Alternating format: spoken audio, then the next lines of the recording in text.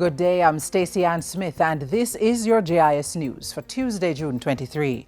As the government takes steps to achieve lasting economic growth, Prime Minister Portia Simpson Miller is calling on Jamaicans to continue the process of building on the foundations laid.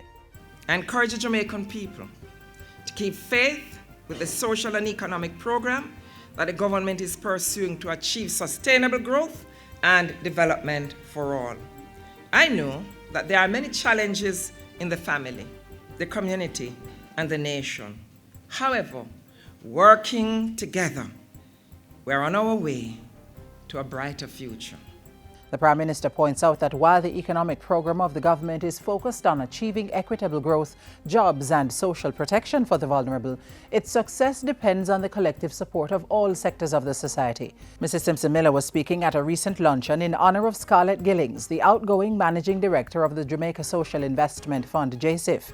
The Prime Minister lauded Mrs. Gillings for her successful management of the fund for the past 18 years, during which 1.6 million Jamaicans in 144 communities benefited from 1,600 projects.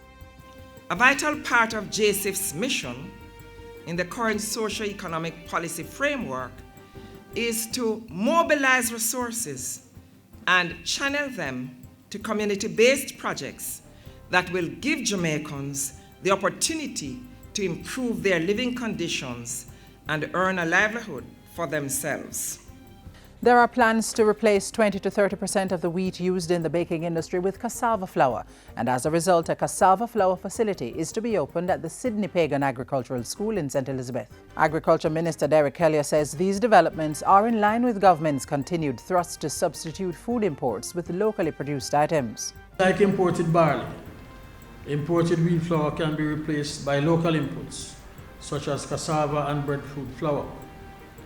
These imports do not have to have a monopoly on our food systems.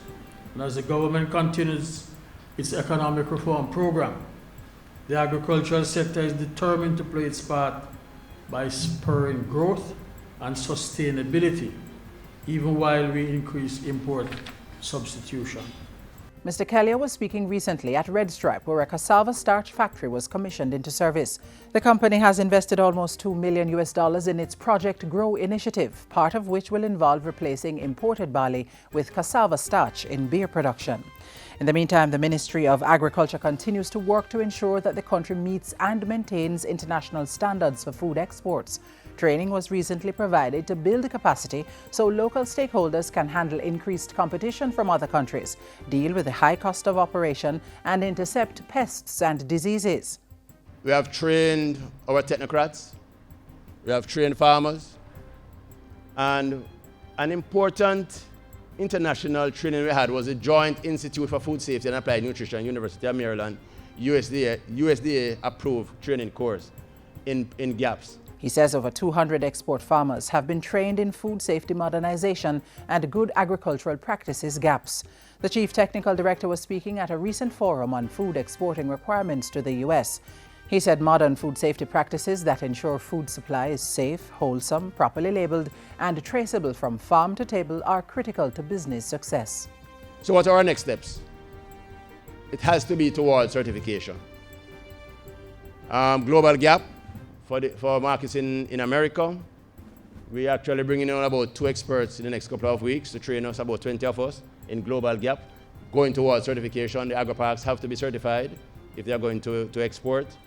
Meanwhile, government has been working to increase awareness of the importance of accreditation for local laboratories. The Jamaica National Agency for Accreditation, JANAC, recently launched an Accreditation Ambassadors program to help local labs see the importance of meeting global standards. Industry Minister Anthony Hilton recently presented instruments of appointment to the 13 ambassadors who were trained.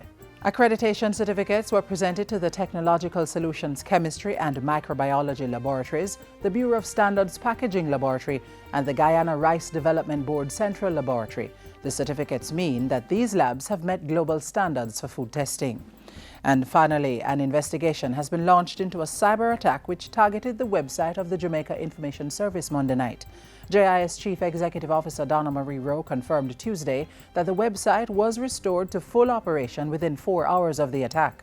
At this time, cyber teams from the JCF and MSTEM are conducting investigations, and we will provide more information as soon as it becomes available. Mrs. Rowe says the hackers did not get access to sensitive data on the site. Their attempts were constrained to surface defacement. And that's it for JIS News Today. I'm Stacey Ann Smith. Thank you for watching.